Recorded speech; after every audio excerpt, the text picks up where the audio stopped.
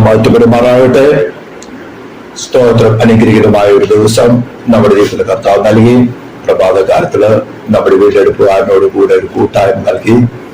അവൻ സ്വർഗീയ ദൂതന്മാരുടെ ആരാധന സ്വീകരിക്കുന്നതിന്റെ കാലം അത്യന്തം ഉത്സാഹത്തോടുകൂടെ, അത്യന്തം താല്പര്യത്തോടുകൂടെ അവൻ ദൈവം നോക്കുന്നത്.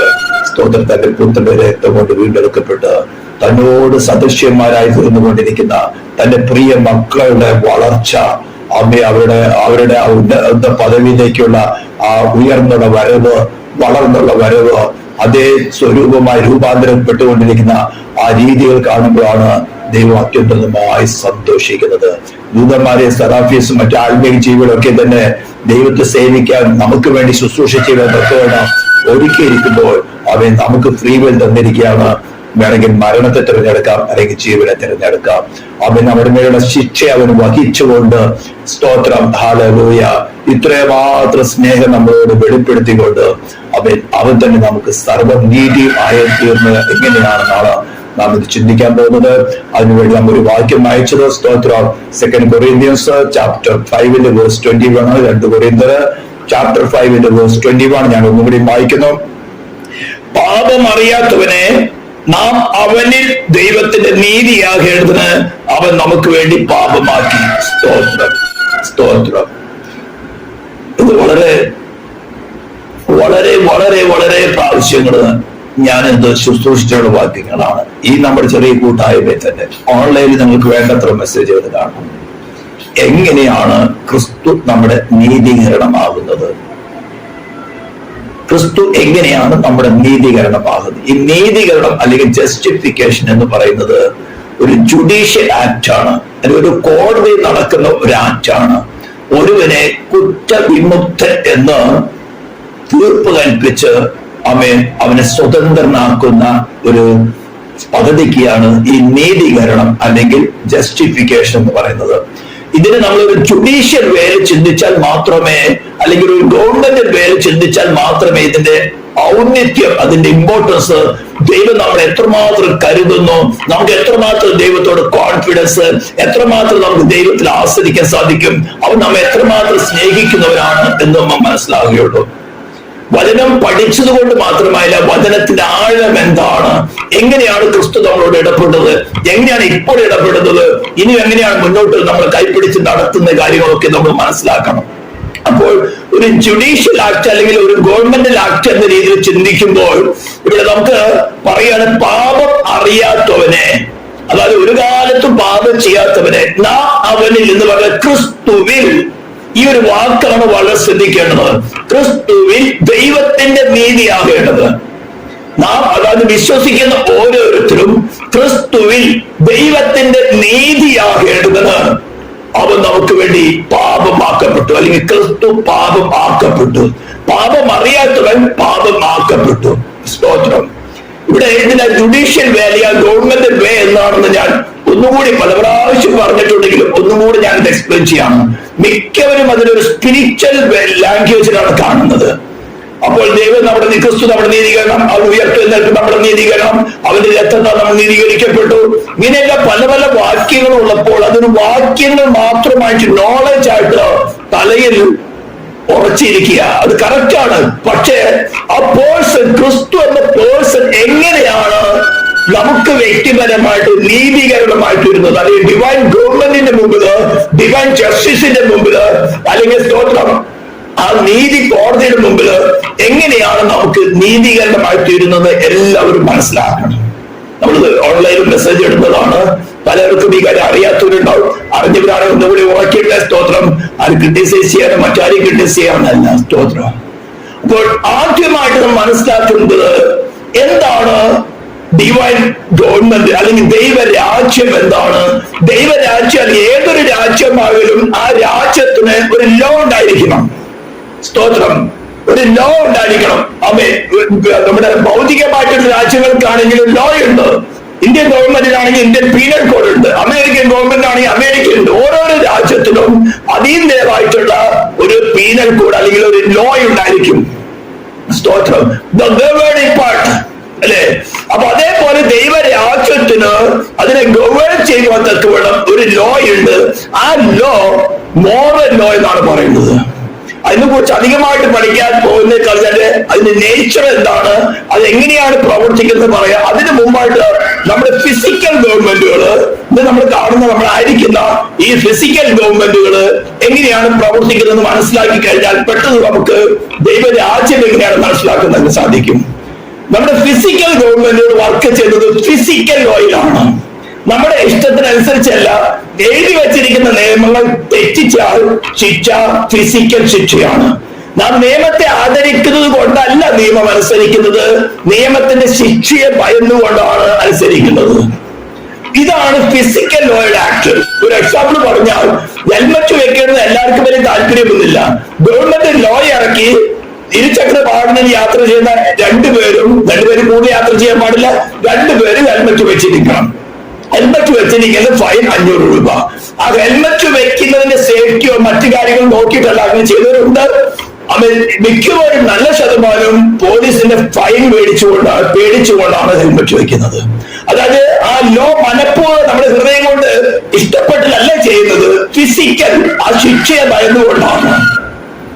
ഇനി അതിനെ ഗവേൺ ചെയ്യത്തക്ക വേണം അധികാരികളെ, ഹ്യൂമൻ ഗവൺമെന്റ് തന്നെ അധികാരികളെ ചുമതലപ്പെടുത്തിയിട്ടുണ്ട്. പോലീസ് ഭരണകൂടത്തെ അല്ലെങ്കിൽ MPD ഭരണകൂടത്തെ അധികാരപ്പെടുത്തിയിട്ടുണ്ട്.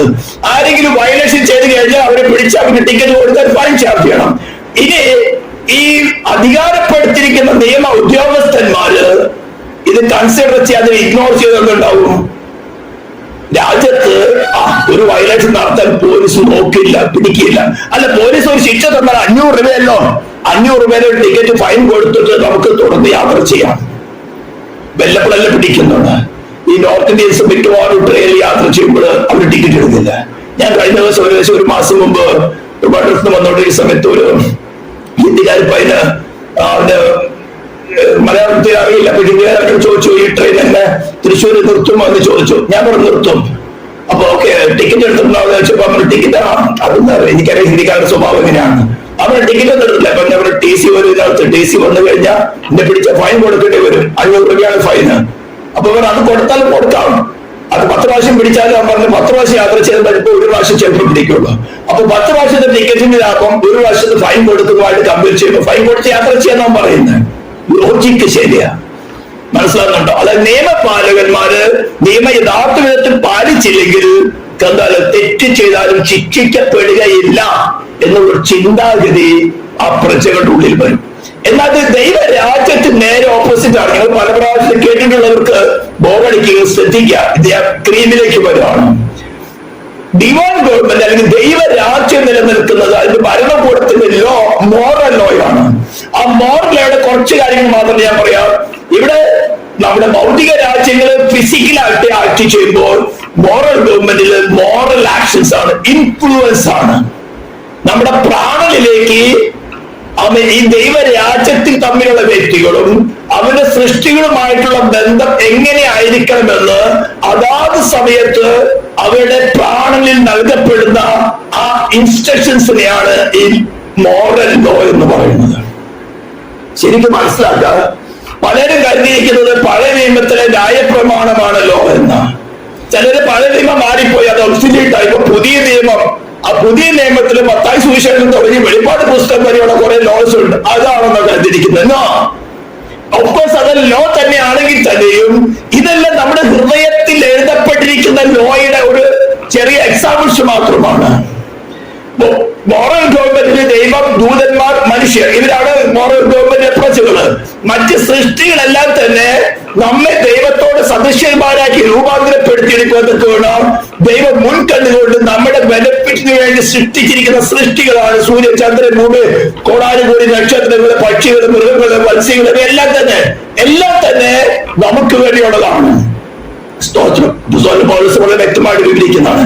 അപ്പോൾ ഈ മോറൽ ഗവൺമെന്റിലെ പ്രജകൾ തമ്മിലുള്ള ബന്ധം എങ്ങനെ നിലനിൽക്കണമെന്ന് അതാത് സമയത്ത് അവരുടെ ഹൃദയങ്ങളിൽ കൊടുക്കപ്പെടുന്ന ഇൻസ്ട്രക്ഷനെ പിടിക്കുന്ന പേരാണ് ഈ മോറൽ ലോ.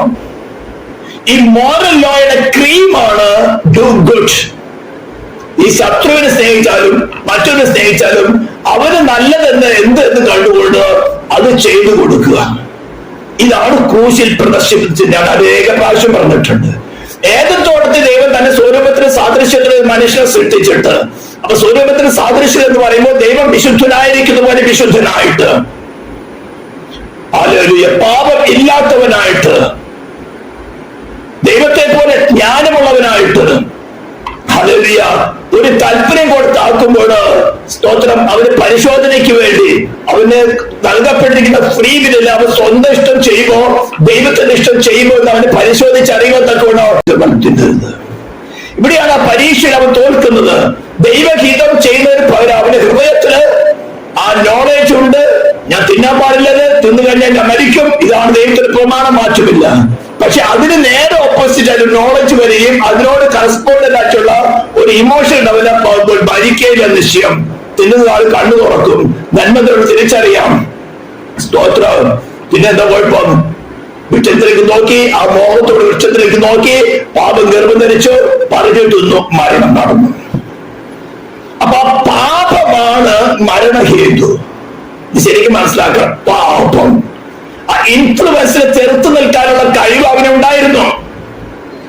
അവന് നൽകപ്പെട്ടിരുന്ന കഴിവ് കൊണ്ട് അവൻ ദൈവത്തെ ത്യജിച്ചു കളഞ്ഞുകൊണ്ട് അവന്റെ ഹൃദയത്തിൽ പാപത്തിനിടം കൊടുത്തു. ഈ പാപം എന്ന ശക്തിയാണ് പിന്നെ മനുഷ്യനെ നിയന്ത്രിക്കുന്നത്. ആ നിയന്ത്രിച്ച അതിനുള്ള പ്രവർത്തികളാണ് പലവരെയും, ആ പ്രവർത്തികളെയാണ് ചോപ്പിച്ച് നോക്കുന്നത്. അതുകൊണ്ടൊന്നും നടക്കില്ല. അതിന് പറയുന്നതാണ് മോറൽ മൊറാലിറ്റി അല്ലെങ്കിൽ ലീഗലിസം എന്നൊക്കെ പറയുന്നത്. ലീഗലിസം കൊണ്ടോ മൊറാലിറ്റി കൊണ്ടോ നമുക്ക് ഒരുവരെയും ശരിയാക്കാൻ പറ്റില്ല. അതിന്റെ റൂട്ടാകുന്ന പാപത്തെ കട്ട് ചെയ്യണം. അപ്പൊ ദൈവത്തിന് സ്വഭാവം, ക്രീമായിട്ട് പറയുന്നത്, ദൈവം ഒരു പേഴ്സണാലിറ്റി ദൈവം എന്ന് വിളിക്കപ്പെടണമെങ്കിൽ അവൻ സർവശക്തനായിരിക്കണം, സർവജ്ഞാനിയായിരിക്കണം, സർവവ്യാപിയായിരിക്കണം, നിത്യനായിരിക്കണം, അനന്യനായിരിക്കണം. സർവശക്തൻ, സർവവ്യാപി, സർവജ്ഞാനി, നിത്യൻ, അനന്യൻ. ഈ അനന്യൻ എന്ന വാക്കിന്റെ അർത്ഥം മാറ്റമില്ലാത്തവൻ. സ്തോത്രം. അപ്പൊ അവന്റെ വായിൽ പുറപ്പെട്ടത് ആ വചനമാണ്, പാപം ചെയ്യുന്ന നാൾ നീ മരിക്കും, അല്ലെങ്കിൽ പാപം ചെയ്ത് ദേഹി മരിക്കണം. ഈ ശിക്ഷ നടപ്പിലാക്കാതെ അതിനെ ഇളവ് ചെയ്യുവാനോ അതിനെ മാറ്റുവാനോ ദൈവം സർവാധികാരിയായിരിക്കുന്ന സമയത്ത് അവന് സാധ്യമല്ല. മാറ്റിയാൽ അവൻ മാറ്റമുള്ളവരായി തീരും, പിന്നെ അവന് ദൈവമായിരിക്കാൻ സാധ്യമല്ല. നിങ്ങൾക്ക് മനസ്സിലാക്കണം, ഇത് ദൈവം ഒരു മോറൽ ഏജന്റ് ആണ്. നമുക്കുള്ളതുപോലെ പ്രാണമാത്മാവുള്ളവൻ തന്നെയാണ്. അവന് മനസ്സാക്ഷിയുണ്ട്. അവന്റെ മനസ്സാക്ഷി അവനെ കുറ്റം വിധിക്കും. തന്റെ വായിൽ നിന്ന് പുറപ്പെട്ട ഒരു വചനത്തിന് മാറ്റം വരുത്തിയാൽ അവന്റെ മനസ്സാക്ഷി അവന് കുറ്റം വിധിക്കും, അവൻ പാപിയായി തീരും. എന്ത് സുവിശേഷ ഇതെവിടെ എഴുതിയിട്ടുള്ളത്? ഇതാണ് സുവിശേഷത്തിന്റെ ക്രീം. അപ്പൊ ആ മനുഷ്യന്റെ മേലുള്ള പാപത്തിന്റെ ശിക്ഷയെ നടപ്പിലാക്കുവാൻ ഒരു സൃഷ്ടികൾ കൊണ്ട് സാധ്യമല്ല, ഒരു മനുഷ്യനെ കൊണ്ട് സാധ്യമല്ല, മറ്റു സൃഷ്ടികളെ കൊണ്ട് സാധ്യമല്ല. മനുഷ്യന്റെ മേലാണ് പാപം വാഴുന്നത്, മനുഷ്യന്റെ മേലാണ് പാപത്തിന് ശിക്ഷ വിധിച്ചിരിക്കുന്നത്. ആ ശിക്ഷ നടപ്പിലാക്കിയേ ദൈവത്തിന് സാധിക്കുകയുള്ളൂ. എന്തെങ്കിലും വേണമെങ്കിൽ തോട്ടത്തിൽ വെച്ച് നടപ്പാക്കാമായിരുന്നു. ആദാമിനെ ഹവ്വയും സ്തോത്രം അപ്പോൾ തന്നെ ശിക്ഷ വിധിച്ച് വേറൊരു ആദാമിനെ ഹവ്വയും ഉണ്ടാക്കാമായിരുന്നു. ഇതേപോലെ തന്നെ മറ്റൊരു സൃഷ്ടിയിലായിരിക്കുന്ന ലൂസിഫർ സംഘവും മനസ്സിലാക്കിയാൽ, ശരിക്കും മനസ്സിലാക്കിയാൽ നിങ്ങൾക്ക് ഇത് ക്രീം മനസ്സിലാവുകയുള്ളൂ. അവരുടെ ഹൃദയത്തിൽ അവരെ പരിശോധിക്കുന്ന സമയത്ത് അവന്റെ ഹൃദയം, ലൂസിഫറിന്റെ ഹൃദയം നല്ലൊരു കരുവായിരുന്നു. ദൈവത്തെ ശുശ്രൂഷിച്ചുകൊണ്ട് നല്ലൊരു കരുവായിരുന്നു. അഭിഷക്തനായ കരുവായിരുന്നു.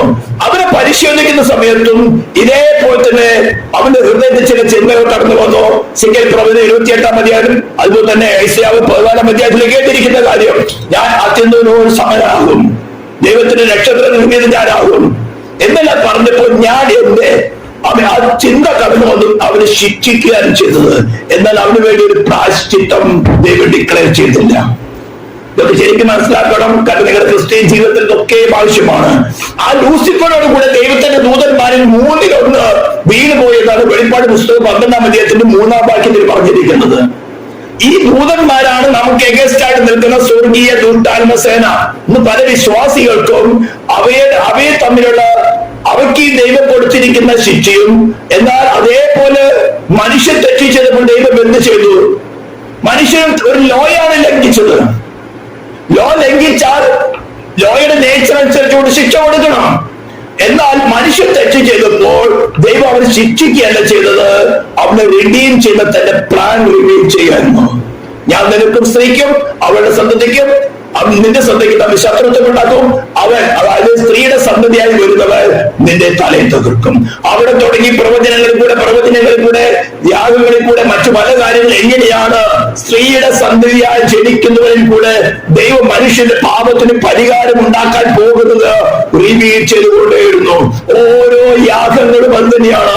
അവൻ നിഷ്കളങ്കനായ ഒരു മൃഗം പാപിയായിരിക്കും മനുഷ്യകാരമായി അവന്റെ പാപത്തിന് ശിക്ഷ ഏറ്റെടുത്തുകൊണ്ട് അത് കൊല്ലപ്പെടുമ്പോൾ, അതിന്റെ രക്തം ചെല്ലുമ്പോൾ അവിടെ പറയുന്നത് നിഷ്കളങ്കനായ ഒരു വ്യക്തി, നിഷ്കളങ്കനായ ഒരു മനുഷ്യൻ അവയെ മാനവജാതിക്ക് വേണ്ടി പരിഹാരമായി തീരുവാണ്.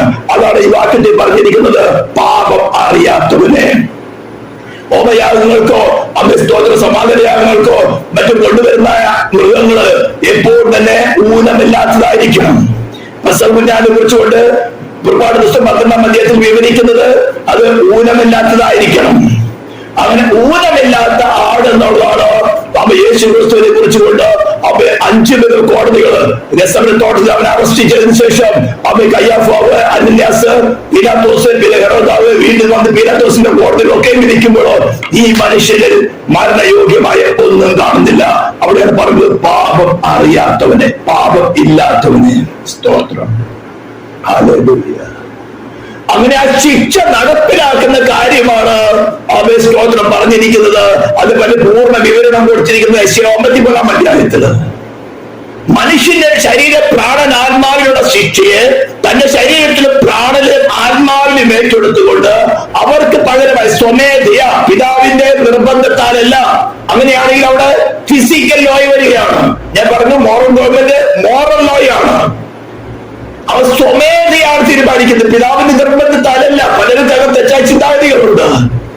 സ്തോത്രം. അത് യസവനത്തോടത്ത് പ്രാർത്ഥിക്കുമ്പോൾ ദൈവമേ കയ്യിലെങ്കില് ഈ പാനപാത്രം തകരട്ടെ, എങ്കിലും എന്റെ ഇഷ്ടമല്ല നിന്റെ ചുടവേറ്റുക, പിതാവിന്റെ ഇഷ്ടമായിരുന്നു അവർ നിർബന്ധിക്കുക. അങ്ങനെയാണെങ്കിൽ മോറൽ ലോ ആവില്ല, സ്വമേധയ. അത് പറഞ്ഞിരിക്കുന്നത് സങ്കീർത്തനം 46-ാം വാക്യത്തില്, ദൈവമേ നിന്റെ ഇഷ്ടം ചെയ്യുവാൻ ഞാൻ പ്രിയപ്പെടുന്നു. ആ ഇഷ്ടം 33-15 തുടങ്ങി വെളിപ്പെടുത്തിയപ്പോൾ അവന് മനസ്സിലായി, അനന്യാഗത്തിലും ഹോമയാഗത്തിലും നീ പ്രസാദിക്കുന്നില്ല, പാപയാഗത്തിൽ പ്രസാദിക്കുന്നില്ല, പാപത്തിന്റെ ശിക്ഷ നടത്തിലാക്കിയേ മതിയാകുകയുള്ളൂ. അതുകൊണ്ടാണ് മനുഷ്യ പോലെ ശരീര പ്രാണൻ ആത്മാവുള്ളവനായി മനുഷ്യന്റെ ശരീരത്തിൽ പ്രാണന് ആത്മാവിനുള്ള ശിക്ഷ. ശരിക്കും മനസ്സിലാക്കണം, 3 ഘടകങ്ങളുടെ ശിക്ഷ. ഏതൊരു തോട്ടത്തില് വൃക്ഷഫലം കാണാൻ നല്ലതും തിന്മാൻ നല്ലതും ജ്ഞാനം പ്രാപിപ്പാനുള്ള മോഹം കടന്നു വന്ന ശരീരത്തിലല്ല, പ്രാണനിലാണ്. പ്രാണന്റെ ഇച്ഛയാണ് ശരീരം പ്രവർത്തിക്കുന്നത്. അതുകൊണ്ട് അവൻ മനുഷ്യന്റെ പ്രാണനുള്ള ശിക്ഷയെ യേശുവിന്റെ പ്രാണ ശിക്ഷ അനുഭവിച്ചേ മതിയാകുകയുള്ളൂ. അതുകൊണ്ടാണ് അവൻ ക്രൂശിൽ കിടക്കുമ്പോൾ അവന്റെ പ്രാണനും ആത്മാവിന്മേലും മരണത്തിന് അധികാരം കിട്ടുന്നത്. ഈ വാക്യത്തിൽ നാം വായിച്ചു, പാപം അറിയാത്തവനെ നാം അവന് ദൈവത്തിന്റെ നീതിയാകേണ്ടത് പാപമാക്കി. ആ പാപമാക്കപ്പെട്ടപ്പോൾ മരണദൂതനും പാതാളത്തിനും അവന് മേൽ അധികാരം കിട്ടുകയാണ്. അപ്പൊ ക്രൂശിൽ കിടക്കുന്നത്, ഞാൻ പല പ്രാവശ്യം പറയാറുണ്ട്, ദൈവപുത്രനല്ല, ഇമ്മാനുവേലല്ല, മനുഷ്യപുത്രനല്ല, പാപം എന്ന ദൃഷ്ടിയില്, മരണത്തിന്റെ പാതാളത്തിന്റെ ദൃഷ്ടിയിൽ അത് പാപം, ശിക്ഷ അനുഭവിക്കേണ്ട വ്യക്തി. അങ്ങനെയാണ് 18-ാം സങ്കീർത്തനത്തിൽ പറഞ്ഞിരിക്കുന്നത്. 3-ാം വാക്യം, മരണപാശങ്ങളെ ചുറ്റി അല്ലാതെ പരിഭ്രമിച്ചു, പാതാശപാശങ്ങൾ എന്നെ തുടർന്ന് പിടിച്ചു. അങ്ങനെ ആ പാതാളത്തിലേക്ക് വലിച്ചു കൊണ്ടുപോയി ആ ദുഷ്ടന്മാരായി മനുഷ്യർ പോയി, അവരുടെ പ്രാണനും ആത്മാവും പോയി യാതന അനുഭവിക്കുന്ന സ്ഥലത്ത് കടന്നു. 16-ാം സങ്കീർത്തനത്തിൽ പറഞ്ഞിരിക്കുന്നത് അങ്ങനെയാണ്, ഇത് മനുഷ്യന്റെ ദ്രവത്തിനാണ് സമ്മതിക്കുകയില്ല, പാതാളത്തിൽ കൈവിടുകയില്ല, പാതാളത്തിൽ പോകില്ലെന്നില്ല, അവിടെ അബാൻഡൻ ചെയ്യുകയില്ല.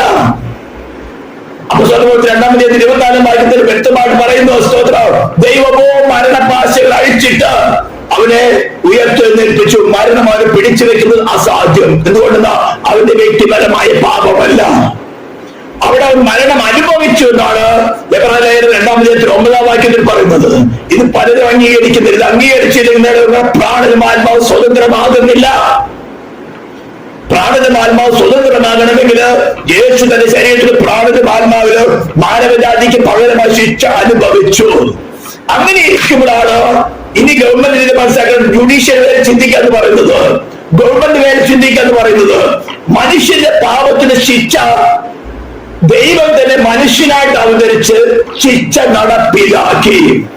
ഒരു കോടതിയിൽ മരണശിക്ഷ വിധിച്ചു കഴിഞ്ഞാൽ ആ ശിക്ഷ നടപ്പിലാക്കി കഴിഞ്ഞാൽ ഡിവൈൻ ഗവൺമെന്റ് ലോക്ക് തൃപ്തിയായി, അതിന്റെ ഡിവൈൻ ജസ്റ്റിസിന് ഡിവൈൻ ലോക്ക് തൃപ്തിയായി. മരണം ഫുള്ളായിട്ട് നടത്തി, ശിക്ഷ നടത്തപ്പെട്ടു. നൗ ദൈവം പറയുന്നത്, മനുഷ്യ ഇതാ നിന്റെ മുമ്പിൽ സ്വതന്ത്രമായിട്ട് ഓപ്പണായിട്ട് വെക്കുകയാണ്. റോമാലെ 3:24 വാക്യം. സ്തോത്രം. അവൻ തന്റെ രക്തം മൂലം പ്രായശ്ചിത്തമാകേണ്ടത് ആർക്കാ? വിശ്വസിക്കുന്നവർക്ക് അവൻ തന്റെ രക്തം മൂലം പ്രായശ്ചിത്തമാകേണ്ടതിന് അവന് മരിച്ചവരിൽ ഉയർത്തെഴുന്നേൽപ്പിച്ചുകൊണ്ട് പരസ്യമായിട്ട് നിർത്തിയിരിക്കുകയാണ്. ഇതാണ് ഈ ജുഡീഷ്യൽ വേയിലുള്ള നീതീകരണം എന്ന് പറയുന്നത്. ഫ്രീ ആയിട്ട് നീതീകരിക്കാം. ഒരു പ്രപഞ്ചം കൊണ്ട് മനുഷ്യൻ നീതീകരിക്കേണ്ട സാധ്യതയില്ല. ഇനി എങ്ങനെയാണ് ക്രിസ്തു നമുക്ക് നീതീകരണമാകുന്നത്? ഇത്രയും കാര്യങ്ങൾ വിശ്വസിക്കാൻ എല്ലാവർക്കും താല്പര്യമാണ്.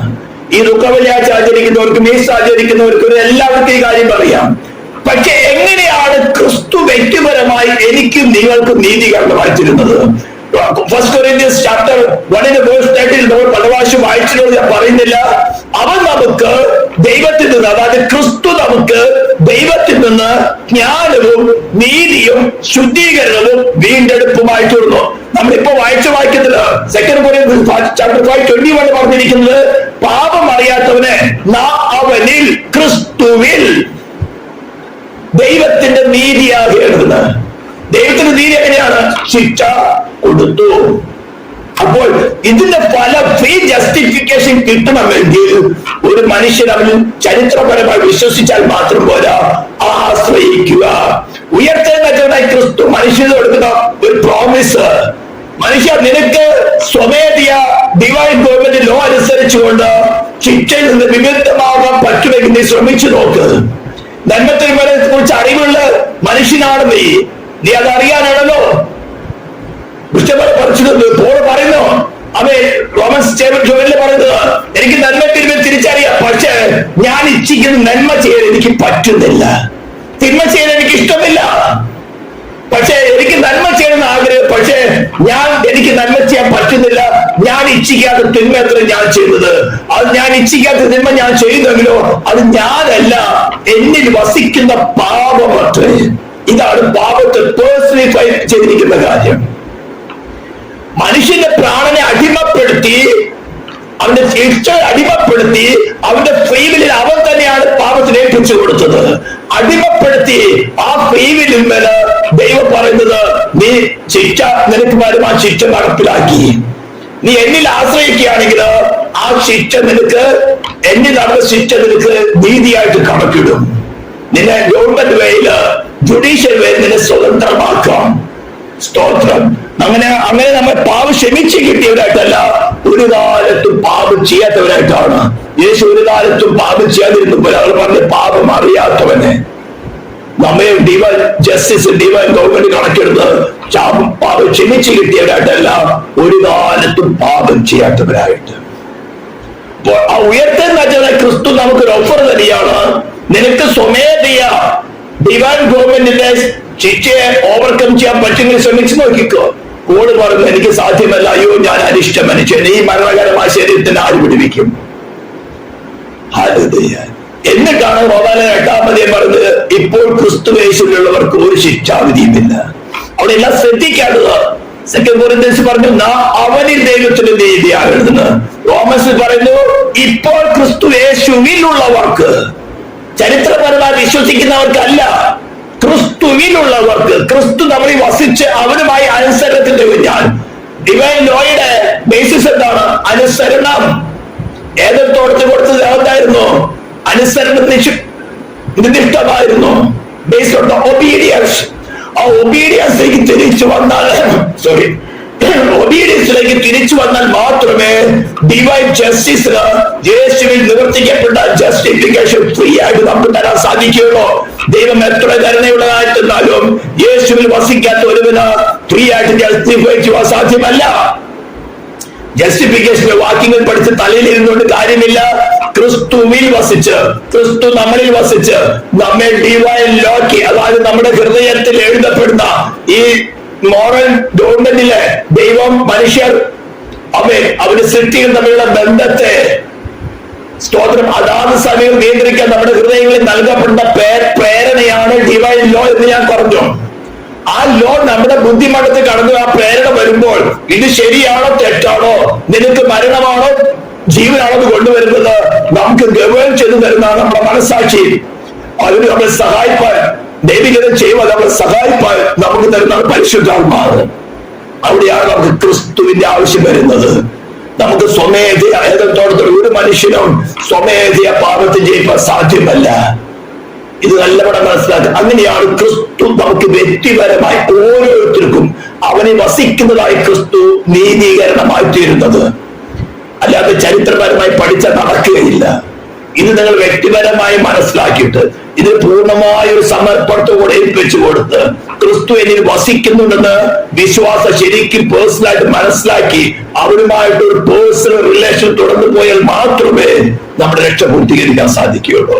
അല്ലാതെ വരുന്ന എല്ലാ ഉപദേശങ്ങളും നാം പഠിച്ചതുപോലെ മനുഷ്യരുടെ ചതിയാലും ഉപായത്താലും തന്ത്രങ്ങളിൽ കുടുക്കി കളയുന്നതാണ്, വീണ്ടും അടിമപ്പെടുത്തി കളയുന്നതാണ്. അതുകൊണ്ട് ശ്രദ്ധാപൂർവം ഉയർത്തെഴുന്നേറ്റവരെ ക്രിസ്തുമായിട്ട് പേഴ്സണൽ റിലേഷൻ ഒന്ന് നിങ്ങൾ ഹൃദയപൂർവ്വം ആഗ്രഹിച്ച് ചോദിച്ചാൽ വേണ്ടി ഇൻവൈറ്റ് ചെയ്താൽ തീർച്ചയായിട്ടും വരും. അനേക സ്ലിപ്പുകളുണ്ടായ കൈപിടിയുന്നവനല്ല. ഞാൻ നിന്നെ സ്നേഹിച്ചത് നിനക്ക് വേണ്ടി ജീവൻ തന്നവന്. ഞാൻ നിന്റെ സ്വഭാവം, നിന്റെ ബലഹീനത ഒക്കെ മനസ്സിലാക്കിയിട്ട് നിന്നെ ഞാൻ പൂർണ്ണ അനുസരണത്തിൽ വളർത്തിക്കൊണ്ടുവന്ന് എന്നോട് സദൃശ്യന്മാരാക്കി ദൈവത്തിന്റെ മുമ്പായി ഞാൻ നിന്നെ പ്രസന്റ് ചെയ്തുകൊള്ളാം. ഈ ഒരു ഉത്തരവാദിത്തത്തിന്റെ ശുശ്രൂഷന്മാരാണ് ഞങ്ങളൊക്കെയും. ആർക്കും ബുദ്ധിമുട്ട് തരുന്നവരല്ല. സ്തോത്രം. ഇതിലേക്ക് നിങ്ങളെ നയിക്കുന്ന ഒരു വേലയാണ് ദൈവദാസന്മാരുടെ.